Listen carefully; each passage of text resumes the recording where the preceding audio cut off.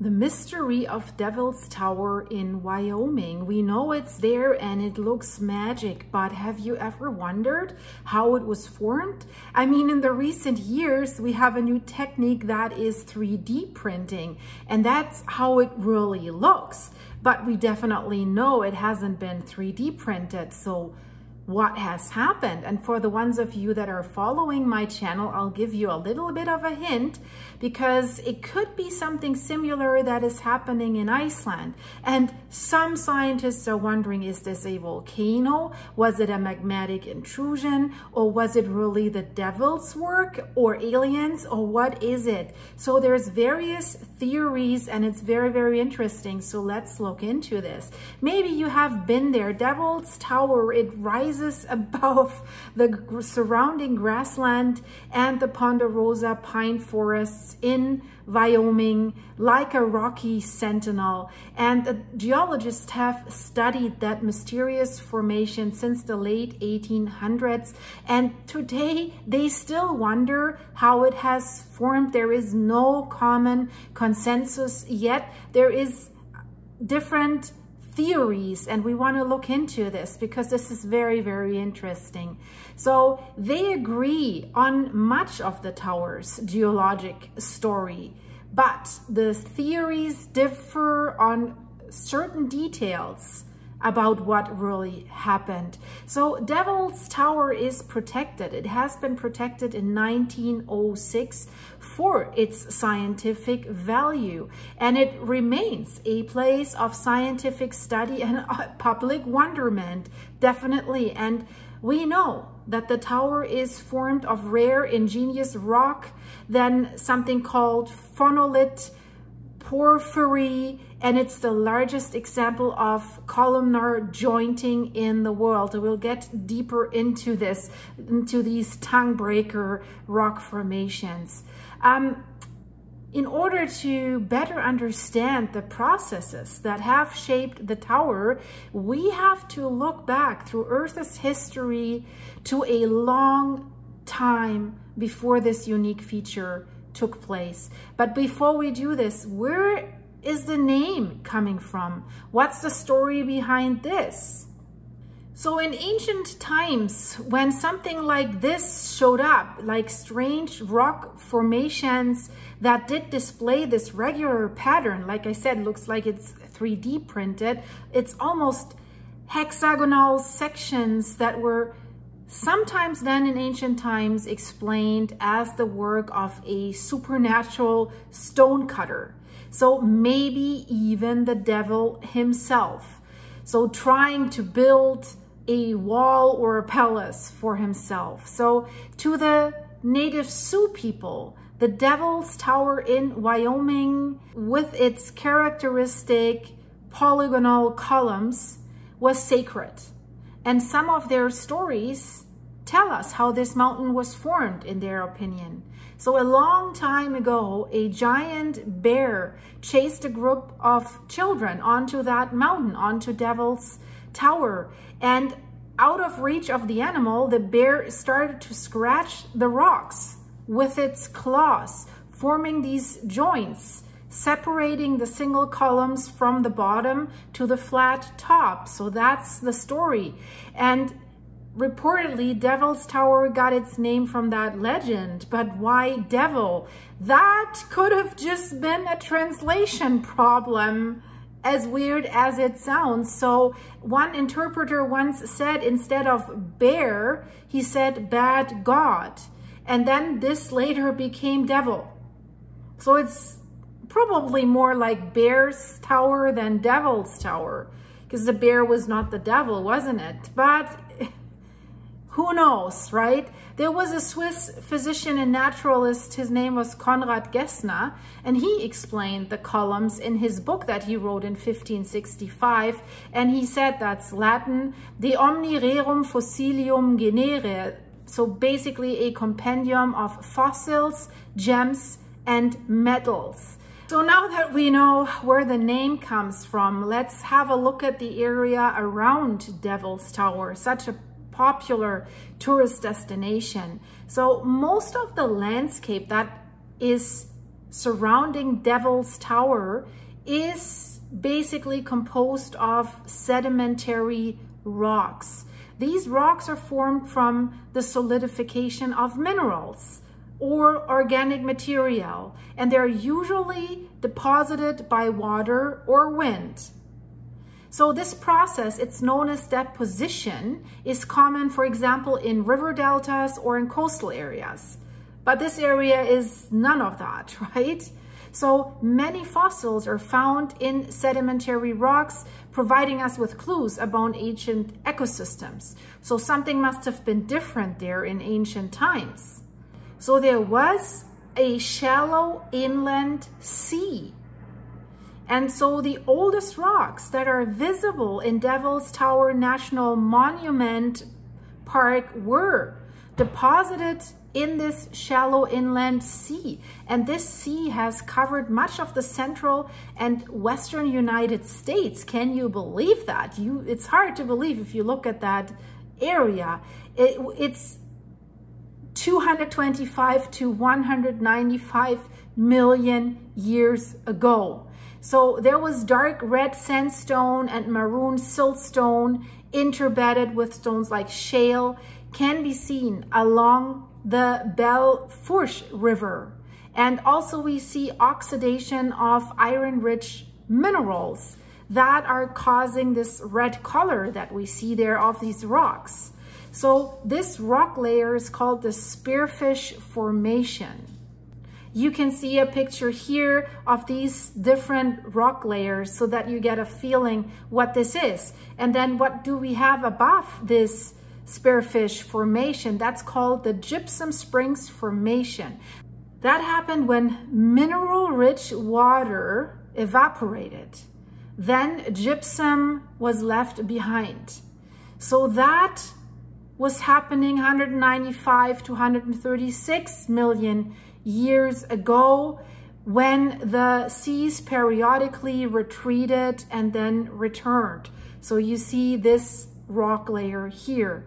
And then offshore clay deposits in deep marine environments became gray-green shales interbedded with sandstones, limestones, and thin beds of red mudstones. So these rock layers are called the Stockade Beaver Member.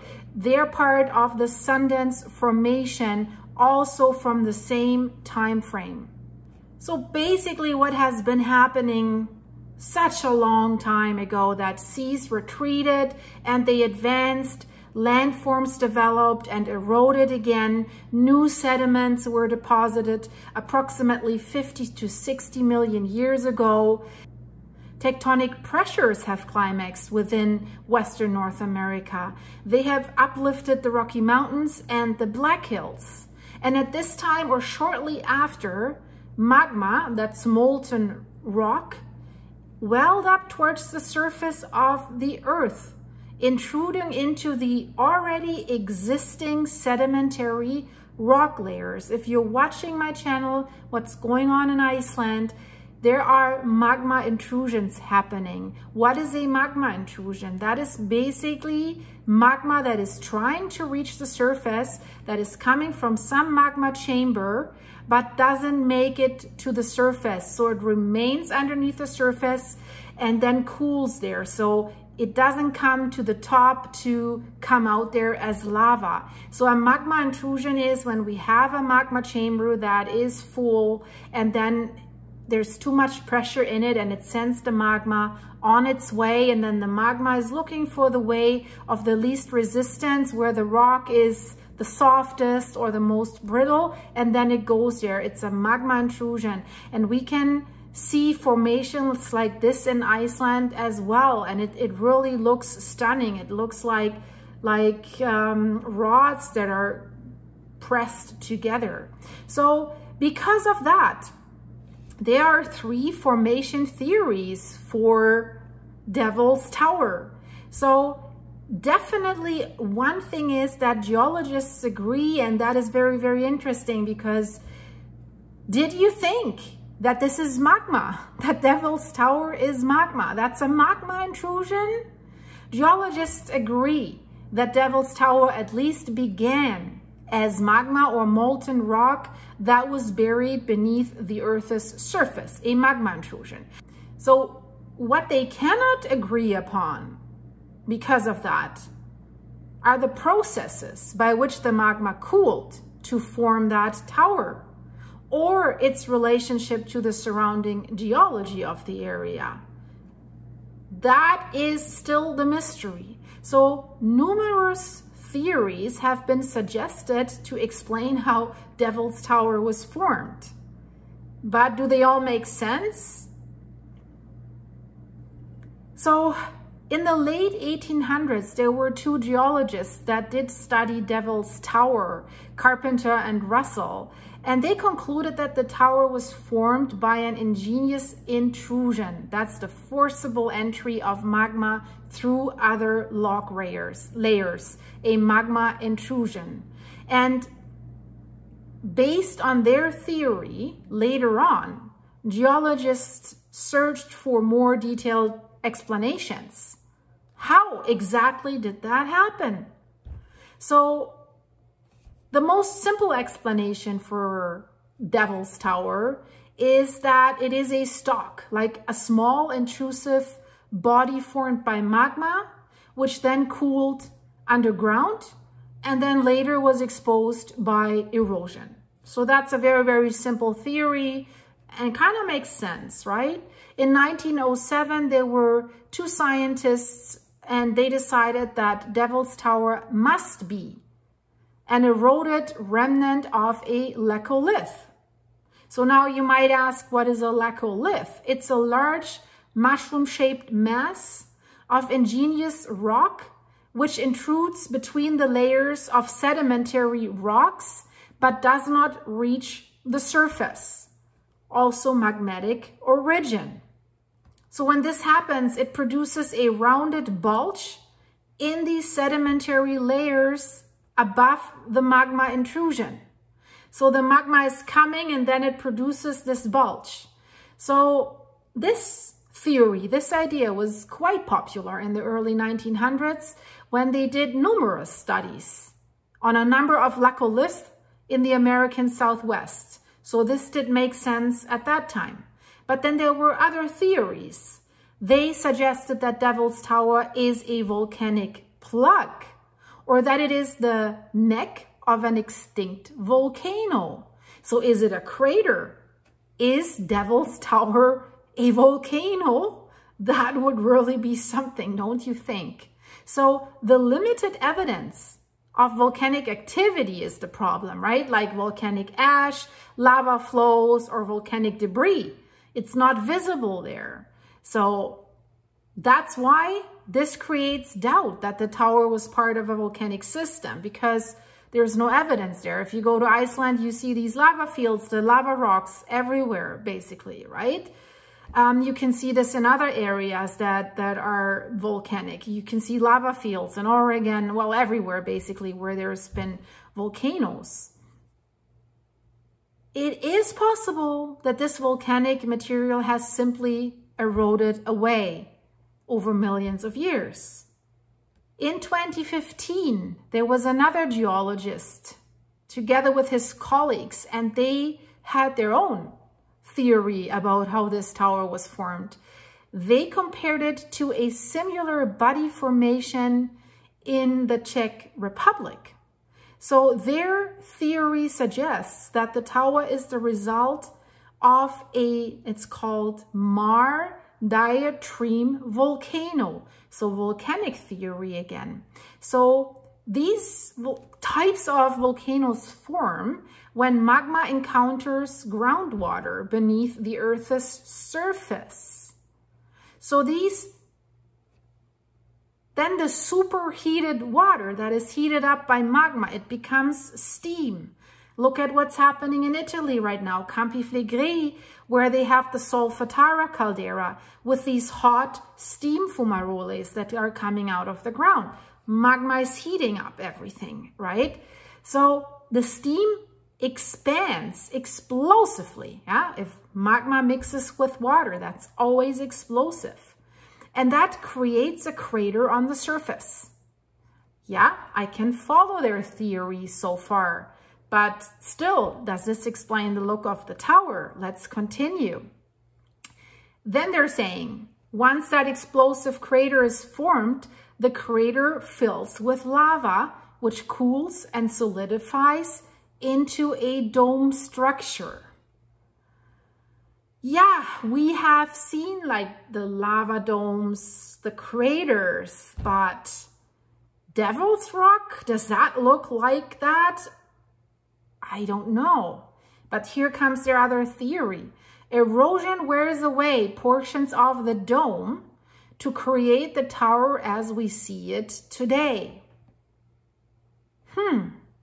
You might raise the question, why don't we see more structures like this in volcanic areas? So what we can say is that the theory and the concept of erosion exposing the tower is common to most of its modern formation theories, that this has been eroded somehow or by something. But it seems that ironically, this erosion that exposed Devil's Tower has also erased the evidence that scientists would need to determine which theory of Devil's Tower's formation is the correct one. So to this day, they're not 100% sure. But, you know, if we have a closer look at these rock formations of Devil's Tower, they called phonolite porphyry. That's basically these columns that the tower has. If you look very, very close at this, this is a one-of-a-kind formation, right? So the columns of this Devil's Tower, they're the most striking feature that it has. To me, it looks like many, many magma intrusions right next to each other. So they call this columnar jointing. Yeah, many columns that are joining. But this is a system that is not only unique to Devil's Tower, right? But the size of the tower's columns is unmatched. You can't find this anywhere else. So it soars hundreds of feet into the air, and they're stretching to like 10 feet in width. That's like 3 meters. So they're really huge. So that's why they're so spectacular, and that's why this is such a phenomenon that people are so eager to see.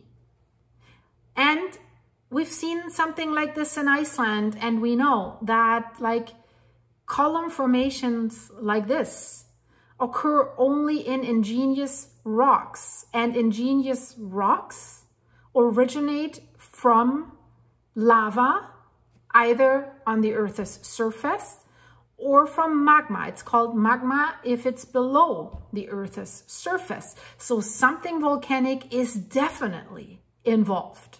And then if that molten rock, either lava or magma, cools from being liquid to a solid form, it begins to contract.